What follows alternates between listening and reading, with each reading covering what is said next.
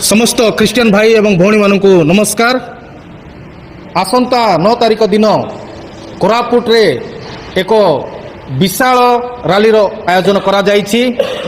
ख्रीस्टियन भाई एवं भौणी मानक किंबा पालक मानक जो अन्याय अत्याचार ताड़ना करा जायछि, तेणुकरी ख्रीस्टियन मंच राष्ट्रीय मंच आपको आह्वान करिसेंती। आउ KCYF तरफ आवाहक KCYF आपण मानकु निवेदन करुछि, आपण मानकु स्वागत करुछि, बहु मात्रा रे आसी एई रैली को सफल करंतु।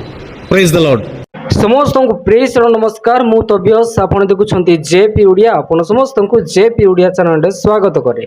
प्रिय माने चैनल को जदि प्रथम थर पई आसी अछंती, आम चैनल को सब्सक्राइब करी बेल आइकन प्रेस करंतु, जहा द्वारा आगामी प्रत्येक दिन रो वीडियो आपण माने पाई परिबे। राष्ट्रीय ख्रिश्चियन मोर्चा तरफरु कोरापुट रे थिबा प्रत्येक ख्रीष्ट विश्वासी प्रभुंकर दास एवं दासी माने एई वीडियो को शेष पर्यंत देखंतु एवं प्रत्येक कोरापुट रो ख्रीष्टीय लोक मानकु शेयर करंतु। आगामी जून 9 आसंता काली 9 तारिख रे ख्रीस्टियन मानक प्रति होथिबा अत्याचार को नहीं प्रोटेस्ट करा जिवो आम ओडिसा रो प्रत्येक जिल्ला रे। आ विशेष करी एई वीडियो कोरापुट ख्रीष्टीय विश्वासी मानक पई एवं प्रभुंकर दास एवं दासी मानक पई राष्ट्रीय ख्रिश्चियन मोर्चा तरफरु जो प्रोटेस्ट करा जिवो, आपण माने क्यों जगह को जिबे क्यों समय रे जिबे ताहा मु आपणक सम्मुख रे कहि देबा पई चाहे। आ पूर्व रे मध्ये आपण माने वीडियो ऑलरेडी देखि सारी अछंती। पुनर्बार मु एई वीडियो माध्यम रे कहि देबा पई चाहे। Beside JELC high school ground Koraput golden ground तारीख 9/6/2025 टाइम सकाळ 9टा। अधिक जानिया पाई आपण माने जोगाजोग करि पारिबे 9438200283। आ गोटे नंबर 7684849904।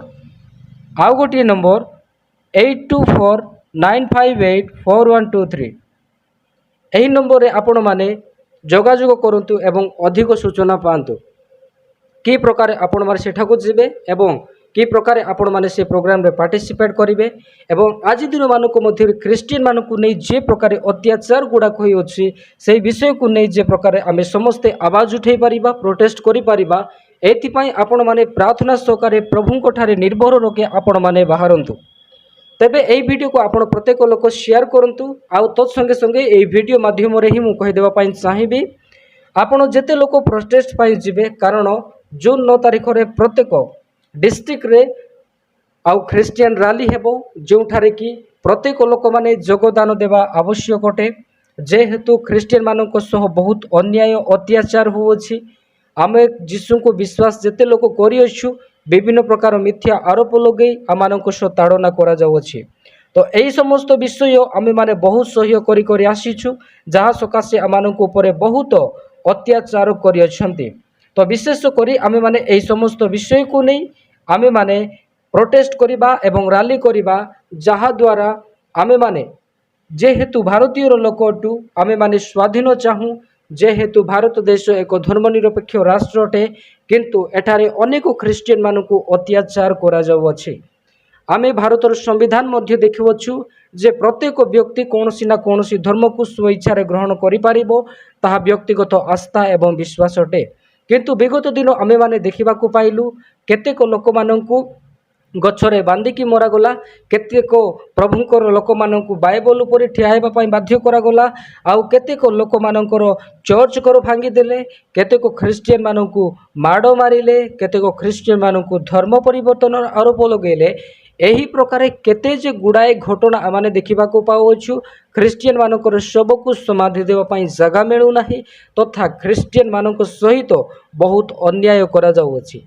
एही समस्त विषय को दृष्टि रखी आम प्रत्येक ख्रिस्टीय लोक मानकु आवाज उठेबाकू हेबो एवं राष्ट्रीय ख्रिस्टियन मोर्चा संघरे हे आमे समस्ते एही विषय को नहीं आवाज उठेबा प्रोटेस्ट करिबा, जहा द्वारा आगामी दिन मानक मध्य जो माने एही प्रकार ख्रिस्टियन मानकु ताड़ना करिया पई साहस करूछन्ते, से माने जे प्रकार चुप रहिबे ଆଉ ପରମେଶ୍ୱର ସେମାନଙ୍କ ଅନ୍ତରରେ କାର୍ଯ୍ୟ କରନ୍ତୁ ଏଥିପାଇଁ ଆମେ ପ୍ରାର୍ଥନା କରିବା। ଏହି ପ୍ରକାର ଆଗାମୀ ଅପଡେଟ୍ ପାଇବା ପାଇଁ ଆପଣମାନେ ଚ୍ୟାନେଲକୁ ସବସ୍କ୍ରାଇବ୍ କରନ୍ତୁ। ପୁଣି ଦେଖାଇବା ଆଗାମୀ ଭିଡ଼ିଓରେ ଆପଣ ସମସ୍ତଙ୍କୁ ପ୍ରେଜ୍ ଦ ଲର୍ଡ।